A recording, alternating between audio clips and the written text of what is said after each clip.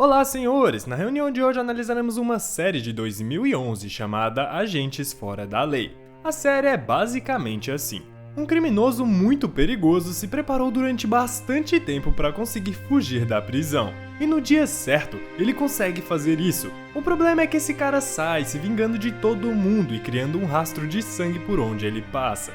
Então o governador americano decide criar uma equipe composta de especialistas em fugas da prisão.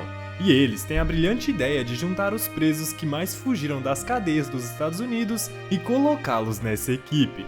Todos eles são especialistas em algo, e vai ser muito útil, pois sabem como a mente de um criminoso funciona. Eu vou contar pra vocês os 2 primeiros episódios, ok? Respira fundo, prepara a pipoca e vem comigo que eu te explico muito melhor essa história. Aqui vemos August Tillman praticando pra se segurar embaixo da cama. Momentos depois, vemos ele trabalhando na fábrica da prisão e ele quebra uma placa de carro de propósito e joga no lixo, dizendo que ela está danificada. Ele já guardou muitas placas usando esse truque e logo vamos descobrir o que ele quer fazer com isso. Um dia ele sai do prédio para jogar o lixo da fábrica fora, e enquanto uma garota bonita está distraindo os guardas, ele consegue se esconder embaixo de um ônibus e usa as placas que roubou para segurar. Por sorte, os guardas não o notam e deixam o ônibus sair do prédio. Momentos depois, Tillman sai do esconderijo e ataca o motorista que estava com aquela mesma mulher de antes sentada na poltrona do passageiro.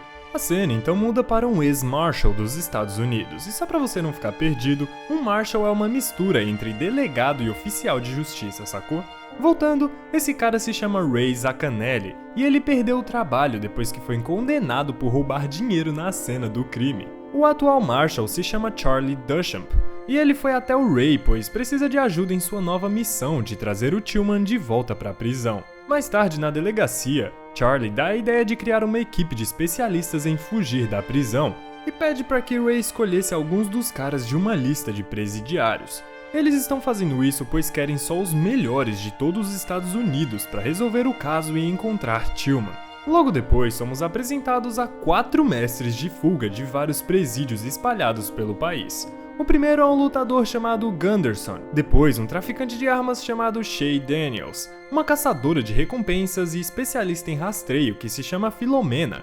Que nome dá desgraça pra uma caçadora de recompensas, né? Mas por conta desse nome de véia, ela é chamada de filho. E também temos o Dr. Lloyd Lowry, que é um gênio e behaviorista. Ray e Charlie levam eles pra um lugar e informam sobre a missão. Charlie conta que se eles ajudarem na captura de Tillman, serão transferidos para uma prisão de segurança. Ouvindo isso, eles ficam super animados e aceitam imediatamente a oferta. Em seguida, Charlie informa o grupo sobre a sua missão e promete fornecer um celular para cada um enquanto estiverem trabalhando no caso. Enquanto isso, a analista de pesquisas chamada Julian Sims chega lá para avisar que um amigo de infância do Tillman, o John Phelps, foi encontrado espancado e sem vida. Imediatamente, a equipe vai para o local do crime e começa a trabalhar. Como Lloyd é behaviorista, ele examina as circunstâncias e informa às autoridades que Tillman está tentando confundi-los, escrevendo o nome de uma cidade mexicana na geladeira. Aqui é mostrado um celular escondido debaixo da mesa, e Tillman está escutando as conversas dos policiais com ele.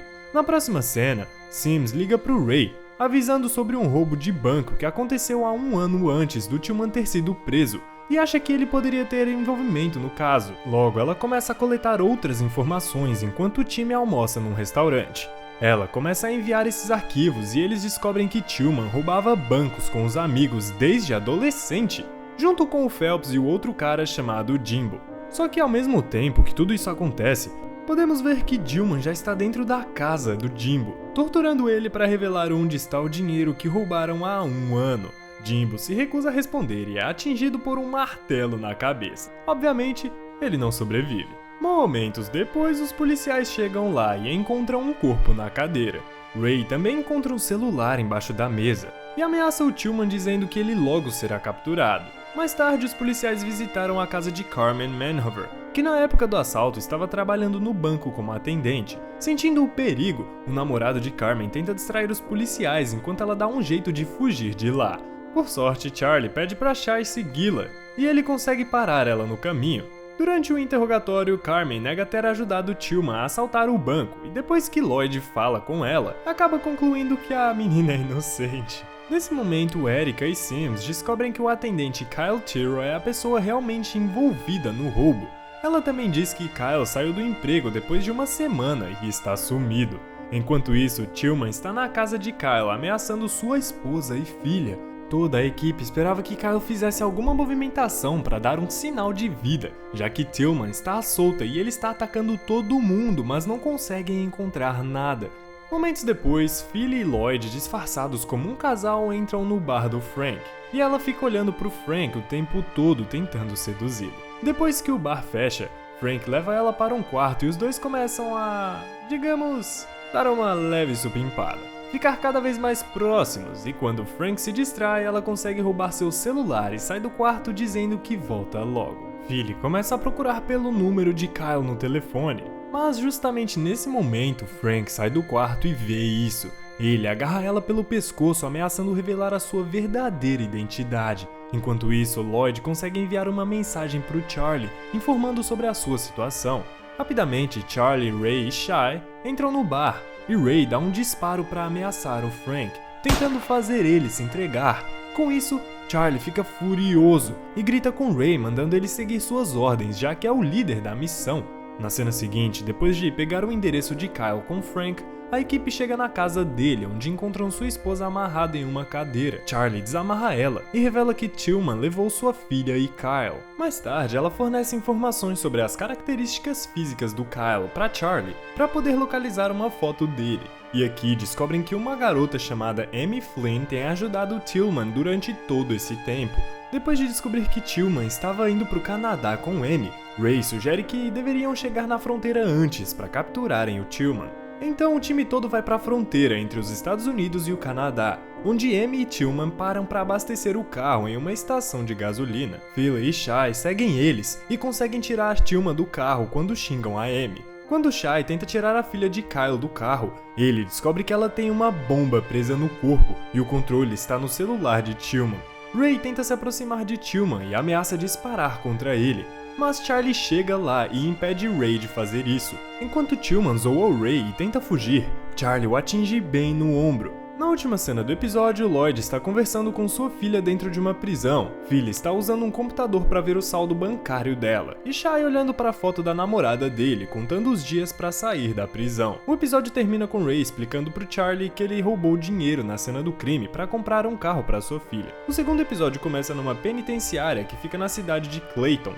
Sim, a cidade se chama Clayton, onde toda a instalação da prisão está se preparando para a execução de um psicopata sinistro chamado Xavier Price.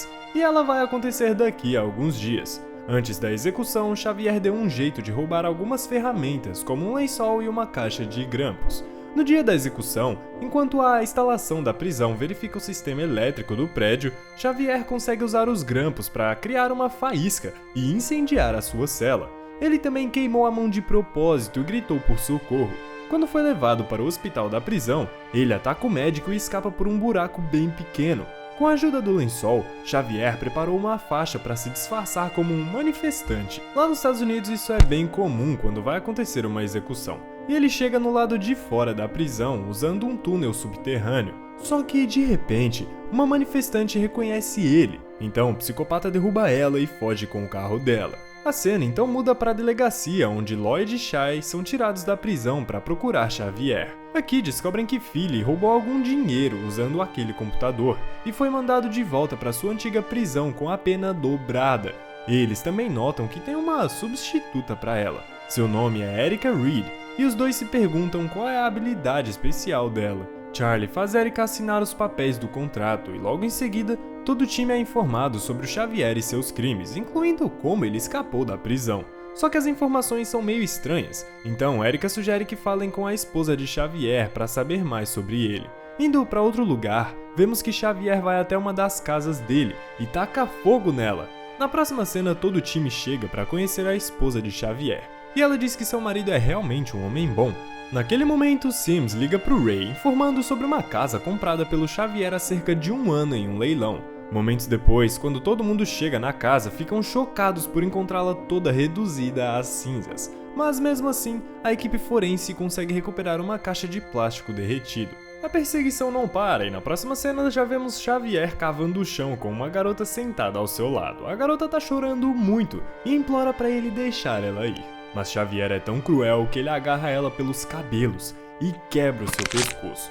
Agora eu entendo por que ele ia ser executado. Depois disso, a equipe chega numa loja e o proprietário diz que Xavier o atacou depois de trocar o preço de uma marreta. Eu vou pegar minha marreta! Então a Erika sugere que Xavier está comprando a ferramenta para invadir algo ao invés de atacar alguém diretamente. Ao mesmo tempo, Sims liga pro Ray e conta sobre uma propriedade que Xavier comprou recentemente em um lugar meio escondido e tal. Ray e Charlie imediatamente vão até o local e encontram uma garota presa no porão da casa. Eles tentam interrogá-la da melhor forma possível, mas ela se recusa a fornecer informações. De repente, antes dos policiais irem embora, ela fala pra Erika que existem mais garotas como ela aprisionadas pelo Xavier. De volta ao escritório, a equipe coletou informações e descobriu os corpos das outras duas garotas. Dentre elas, uma foi queimada até virar pó e a outra foi enterrada. Eles chegam à conclusão de que Xavier gosta de torturar as garotas e ter controle sobre elas. Lloyd então usou suas habilidades para descobrir que Xavier foi muito maltratado na infância por sua mãe. Ela também deixava ele em abrigos e orfanatos, e por causa disso ele odeia mulheres. E gosta de fazer coisas ruins até, você sabe, né? A vida acabar.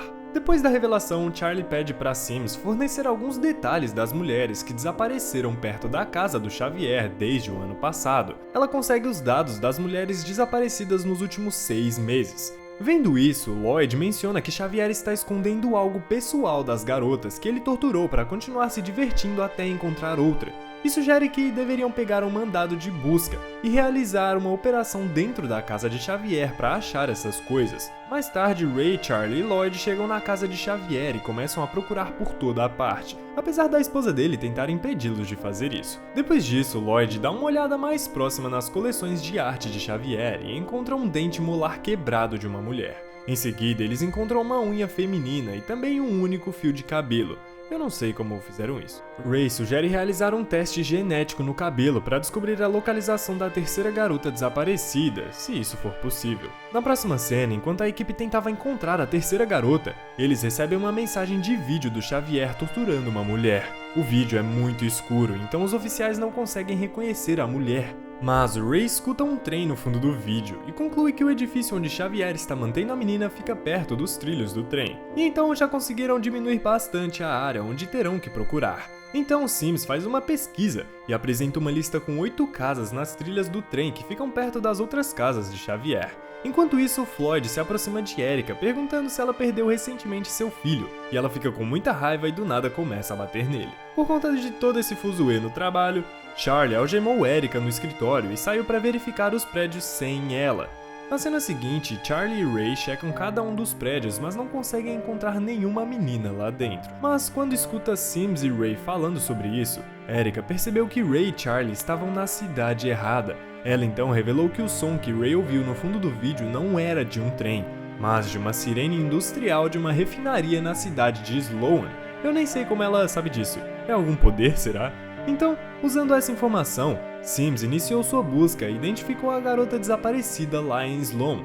Seu nome é Andrea. Seguindo as informações de Erika, a equipe chega na casa onde Xavier está tratando bem mal da garota. Enquanto Xavier incendiava a casa e estava prestes a levar Andrea para fora, Ray e Charlie confrontaram ele, fazendo com que ele voltasse correndo lá para dentro. Então ele deixou a Andrea caída no chão e subiu lá para cima com a casa pegando fogo. Então o Charlie tirou Andrea da casa, enquanto Ray seguiu Xavier. Finalmente, Xavier fica sem saída e é obrigado a pular pela janela para fugir. Felizmente, nosso querido Shai, que estava esperando do lado de fora, pegou ele e acertou um soco bem no meio da cara.